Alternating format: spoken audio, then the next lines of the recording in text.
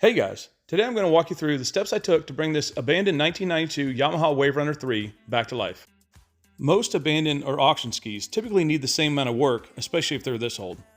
The main reason why I decided to take on this project is because the first ski I ever owned was a 1996 Yamaha Waverunner 3. The body and the seat were really in too good a shape to junk it, and since I got it for free, I had to decide if it was worth fixing or not. The first two things I bought for it was an OEM choke knob and the rear passenger grab handles. Choke cable had a keyring loop attached to it, but I also found the steering cable and reverse cables were both missing, so I had to get those. Before installing new cables, I wanted to assess all the parts I had for the ski and all the parts I needed. This is the mess I had to work with in the ski. I removed and inventoried all of the parts, removed the gas tank and oil tank, degreased the whole ski and both tanks. Most of the parts in the ski were salvageable and reusable, but I mainly just kept them for spare parts. Since the exterior of the ski looked pretty decent overall, the main first thing I wanted to do was get rid of the old registration numbers. Check out my kit.co page for all the products, tools, and accessories I use and recommend. This ski has a pretty good amount of storage space for its age and size, but the rear dry storage cup was also missing, so I bought that and put it in. The right rear corner was really the only rough spot on the ski, so I just secured it better with screws. Since the engine was completely missing, I had to source a good used one and get it installed. I found a tested original Yamaha engine on Facebook Marketplace for like $200 plus shipping. It was well worth it and helped me decide to fix the ski for sure.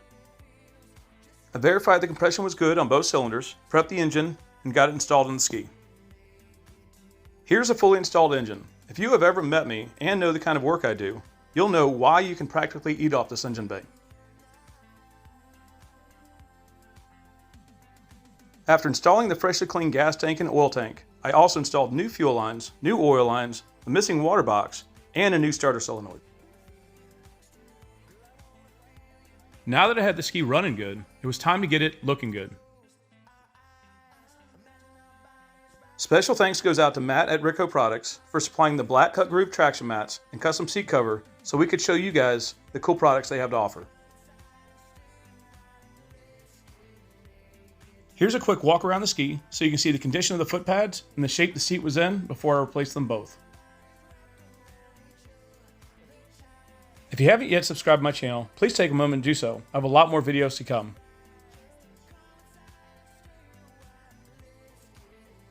I decided to swap out the grips since they were pretty worn out too, and I used my favorite Odi Rogue grips. These grips really help you hold on tight, they channel water well, and they have a cutout in them for the throttle trigger to clear.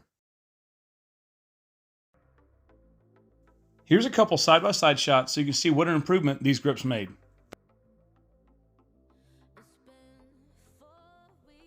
I used glue gun and a razor blade to remove all the old foot pads, then went over the whole top of the ski with 3M rubbing compound, 3M polish, then 3M marine wax.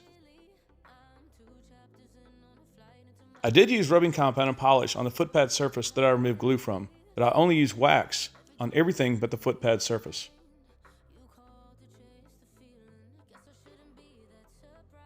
I used brake clean to scrub and clean all of the traction mat surfaces to get ready to install the new traction mats. Here are all the new mats from Ritco Products, staged out and laid out on the ski. I'll show you what they look like fully installed at the end. Here's a closer look at the 120mm Odi Rogue grips that I used. They've been my favorite aftermarket grips for years.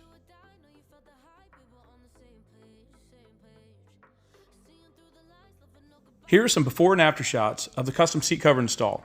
I think you'll agree it made a huge improvement over the factory one.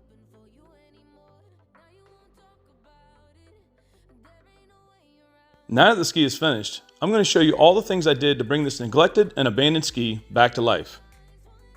You can do all of these same things to your ski and make it look new again.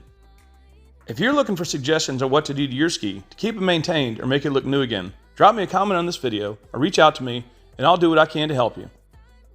The 4 cosmetic things I did to the ski was to polish and wax it, replace the grips, and install a new custom seat cover and new traction mats.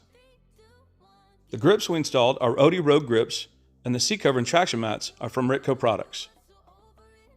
Special thanks to Ritco products for supplying the seat cover and traction mats, and you can find links to all the products, tools, and materials in my description. This video is just one part of a series of videos I'm doing to show the rebuild process of this Yamaha Waverunner 3. If you want to see more, just check out my channel.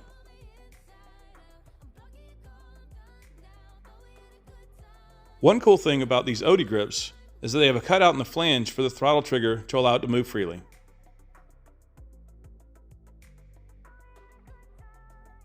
Ritco Products has a lot of new products coming out in the new year, so you guys really need to check out their website to see what they have for your ski.